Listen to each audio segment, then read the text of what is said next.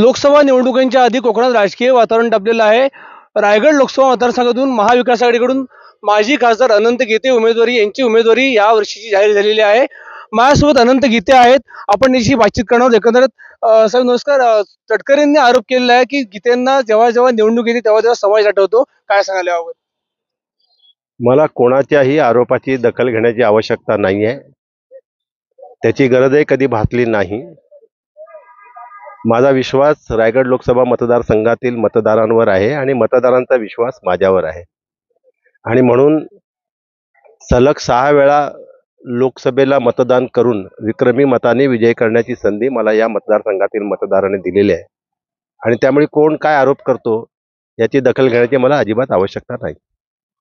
परवाच्या सभेत असं त्यांनी म्हटलेलं आहे की गीतेने आजपर्यंत एखाद्याला नोकरी लावलेली असेल तर मला दाखवावी, असं थेट आव्हान त्यांनी दिलेलं आहे. काय सांगाल याबाबत? मला त्यांच्या कुठल्याच प्रश्नांना उत्तरं द्यायची नाही. त्यांना उत्तर मतदार देणार आहे. त्यांना उत्तर रायगड लोकसभा मतदारसंघातील रायगड आणि रत्नागिरीची जनता देणार आहे. त्यामुळे मला काही उत्तर देण्याची गरज नाही. साहेब, महाविकास आघाडीकडून तुमची उमेदवारी जाहीर झालेली आहे. अशातच महायुतीकडून अजून उमेदवार ठरलेला नाहीये. एकंदर या सगळ्या काय सांगतात राजकीय घडामोडी? यावर सुद्धा तेच उत्तर देईन. मला माझे पक्षप्रमुख उद्धव बाळासाहेब ठाकरे यांनी माझी उमेदवारी जाहीर केलेली आहे आणि इंडिया आघाडीने सुद्धा माझी उमेदवारी जाहीर केलेली आहे. माझा प्रतिस्पर्धी कोण याचा विचार करण्याची मला अजिबात आवश्यकता नाहीये. माझी उमेदवारी जाहीर झाली आहे. मी लढणार आहे आणि मी जिंकणार आहे. एकंदर या निवडणुकीत साहेब तुमचा एकंदर प्रचाराचा मुद्दा काय असेल? काय तुमचा एकंदर दिशा असेल? नाही, प्रचाराचे मुद्दे अनेक आहेत. आता ही निवडणूक आहे, ही देशाची निवडणूक आहे आणि आज राष्ट्र एका चुकीच्या दिशेनं चाललेलं आहे. ज्या हुतात्म्याने हौतात्म्य पत्करून या देशाला स्वातंत्र्य मिळवून दिलं आणि त्यानंतर या देशामध्ये लोकशाही प्रस्थापित झाली. बाबासाहेब आंबेडकरांनी घटना लिहिली आणि त्या घटनेच्या आधारावरती लोकशाही प्रस्थापित झाली. ती लोकशाहीच आज संकटात येते असं चित्र उभं राहिलंय. हळूहळू लोकशाहीच्या ऐवजी हुकुमशाही येऊ पाहते असं चित्र उभं राहतंय. हा देश हुकुमशाहीच्या दिशेने वाटचाल करतोय की काय असं वाटायला लागलंय. पुन्हा एकदा नवीन गुलामी येते की काय असं वाटायला लागलंय. आणि म्हणून इतर सगळे मुद्दे गौण आहेत. हा देश वाचवणं, देशाची लोकशाही वाचवणं हाच सगळ्यात महत्त्वाचा मुद्दा आहे. कोकणात उद्धव ठाकरेंची सभा होती, मुख्यमंत्र्यांची सभा त्याच ठिकाणी झालेली आहे आणि याच ठिकाणी पुन्हा उद्धव ठाकरे उद्या येऊन सभा घेत आहेत. तर याबाबत काय सांगाल? हे मुख्यमंत्र्यांनी सभा घेतली म्हणून उद्धव ठाकरेंची सभा नाहीये असं तुलना करणं चुकीचं होईल. याची गरजही नाहीये. उद्धव बाळासाहेब ठाकरे यांनी गेले 1 महिन्याभर, गेल्या 1 तारखेपासून 1 मार्च पासून त्यांनी हे दौरे सुरू केलेले आहेत. जनसंवाद दौरा आणि अखंड महाराष्ट्रामध्ये होतोय. सुदैवानं या दौऱ्याची सुरुवात माझ्या रायगड लोकसभा मतदारसंघातून रायगडमधूनच झाली आणि मग त्यानंतर अखंड महाराष्ट्रामध्ये हा दौरा झाला. माझ्या रायगड लोकसभा मतदारसंघातील रायगड जिल्ह्यातील 4 मेळावे, जनसंवाद मेळावे संपन्न झाले. दापोली आणि गुहागर हे 2 विधानसभा मतदारसंघ राहिले होते. आता उद्या सकाळी 11 वाजता गुहागरला जनसंवाद मेळावा संपन्न होणार आहे आणि दुपारी 2 वाजता दापोलीला. त्यामुळे अखंड महाराष्ट्राचा हा जो जनसंवाद दौरा आहे उद्धव साहेबांचा, लोकसभेच्या निवडणुकीच्या पार्श्वभूमीवर, निवडणूक पूर्व, त्या दौऱ्यातला हा मेळावा, ही सभा आहे.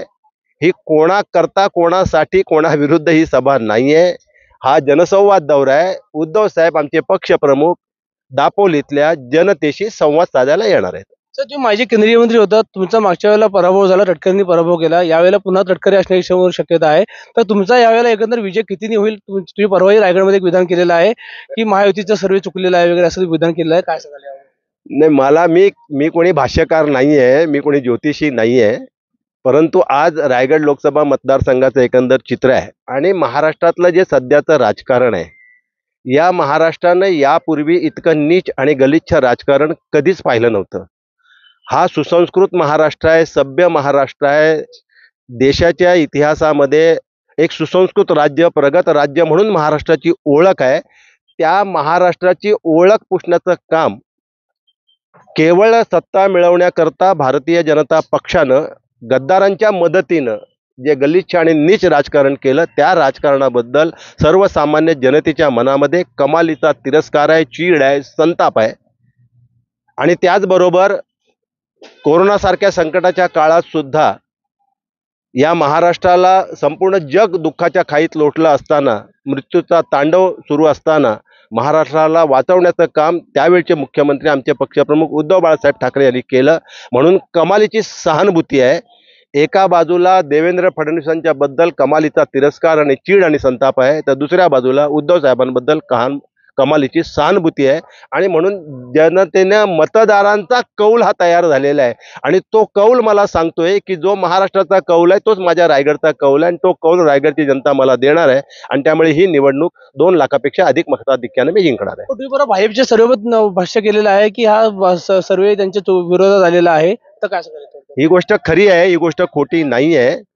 ह्याचे पुरावे मी देण्याची आवश्यकता नाही आहे. ज्या वेळेला भारतीय जनता पक्षानं रायगड लोकसभा मतदारसंघावर हक्क सांगायला सुरुवात केली, तेव्हा भारतीय जनता पक्षाच्याच प्रमुख पुढाऱ्यांनी केलेलं हे भाष्य आहे की तटकरेंचं या मतदारसंघात काय आहे, आमची 3-3.25 लाख मतं आहेत, तटकरेंची मतं आहेत कुठे, त्यामुळे यावर आमचाच हक्क आहे, आम्हालाच तो अधिकार मिळाला पाहिजे. हे भाष्य मी केलेलं नाही, तर हे भारतीय जनता पक्षाच्या व्यासपीठावरून केलेलं भारतीय जनता पक्षाच्या पुढाऱ्यांचं भाष्य आहे. कोणाचं नाव मी या ठिकाणी घेऊ इच्छित नाही. आणि हे करत असताना त्यांनी अखंड रायगड लोकसभा मतदारसंघाचा सर्वे केला होता, आणि त्या सर्वेनुसार जो आकडा आला त्या आकड्याप्रमाणे त्यांचा सर्वे असा सांगतोय की जर तटकरे उमेदवार असतील तर ते 1,20,000 मतांनी पराभूत होतील. तर हे होते माजी खासदार माजी केंद्रीय मंत्री अनंत गीते. सुनील तटकरे यावेळेला नक्की पराभूत होतील असा भाजपचा सर्वे झालेला आहे. आणि हे जे गलिच्छ राजकारण चालू आहे या सगळ्याला जनता कंटाळलेली आहे, जनतेची सहानुभूती नक्कीच आमच्या बाजूने आहे असं सुनील तटकरे अनंत गीते यांनी म्हटलेलं आहे. आणि तटकरेंनाही त्यांनी टोला लगावलेला आहे. प्रसाद नानडे, महाराष्ट्र न्यूज ऑनलाईनसाठी रत्नागिरी.